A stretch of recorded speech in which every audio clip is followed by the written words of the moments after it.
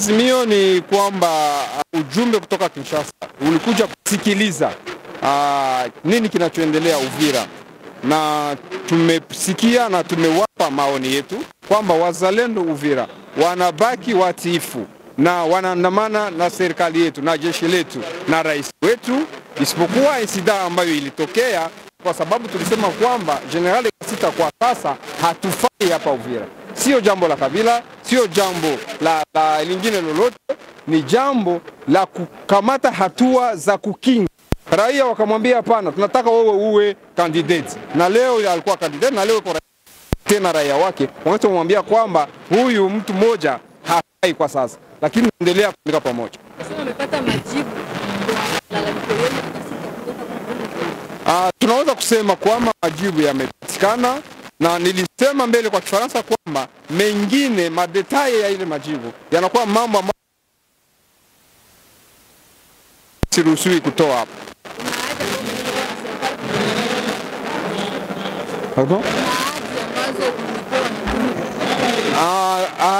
Tume ambayo ilikuja haikuwa tume ambayo ilikuja kuleta ahadi, lakini tulielewa kwamba wako tayari. Serikali inapenda kuelewa vizuri, kwa sababu kuna mambo mengine hawaelewi. Habari nyingi zinaenda marezo social nasema, na watu wengine wanachochea kwamba labda wazalendo hamtaweza kuwa kontrole, lakini nafikiri wamejionea wenyewe na wamerudi kupeleka ripoti kwa rais, na waahidi kwamba watarudi na matendo, kwa sababu tulisema hatutaki majibu ya mdomoni.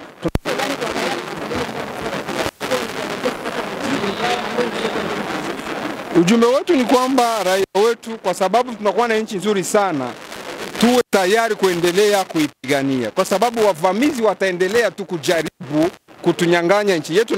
Na raia wetu tunadekrete miaka 10 ya mobilization, ambayo sisi tunabaki tuko mobilize tu, na tukifanya hivyo nchi ndogo kama Rwanda haiwezi kusimama mbele yetu. Haina hata jeshi, haina hata raia wengi wa kufanya jeshi, lakini ukiwa na shamba nzuri. La délégation qui a été ici n'a pas été une délégation qui est venue avec des promesses. Comme j'ai dit avant, c'était une délégation qui est venue à l'écoute pour comprendre ce qui s'est passé à Uvira pendant 2 semaines, parce que vous savez qu'il y a eu 2 incidents. D'abord l'incident qui a été dû à un bus qui transportait 66 personnes non autorisées à entrer en RDC, alors que le commandant régional avait autorisé 9 personnes. Ça, c'était une violation des consignes, on ne pouvait pas les tolérer. Est-il qu'il y a eu incident? Le deuxième incident, c'était l'arrivée du général Kasita, et j'ai déjà expliqué ici que par principe de précaution, compte tenu de son passé et des choses qui lui sont impliquées au général Kasita, parce qu'il faut prendre des précautions. Il n'y a aucune nation au monde qui peut subir ce que nous avons déjà subi pendant si longtemps et rester si résilient et si pacifique. Donc, chapeau au chef de l'État, nous sommes toujours derrière lui. Le peuple a fait un geste devant vous. Est-ce que c'est une satisfaction de Wazalendo? Oui, un geste très louable qui va tout droit au cœur de Wazalendo, tout droit au peuple d'Uvira et du Sud Kivu.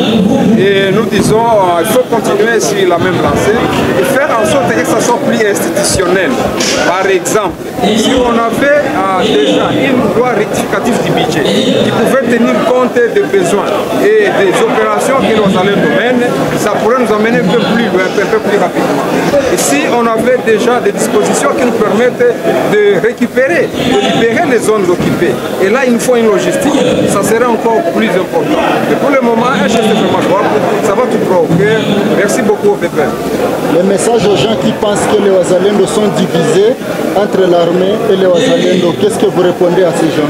Écoutez, dans chaque société humaine, il y a diversion des idées de pensée, parce que la liberté d'opinion, d'expression est dans notre constitution.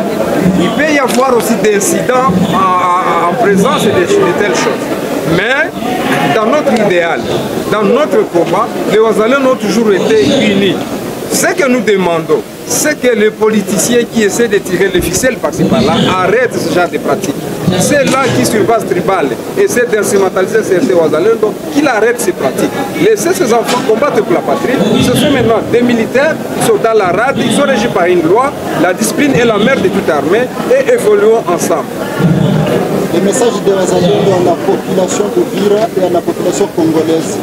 Bon, voilà. Déjà, les Wazalendo sont issus de la population, comme tous les autres institutions d'ailleurs, mais nous disons à la population de ne pas se lasser.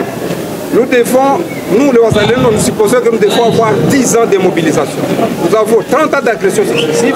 Si nous pouvons nous mobiliser pendant ne fût-ce que 10 ans, nous pouvons mettre fin à tout ce qui est. Cela veut dire que notre population doit rester prête à subir encore quelques pressions de l'extérieur, à subir encore autant de mobilisation que possible pour qu'enfin nous puissions être libres un jour. Parce que nous sommes un pays qui est très convoité et il n'y a que le peuple qui peut se libérer.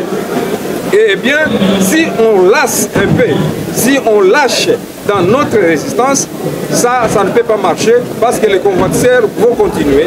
Et quand vous avez un champ, il faut avoir un chien méchant pour les garder.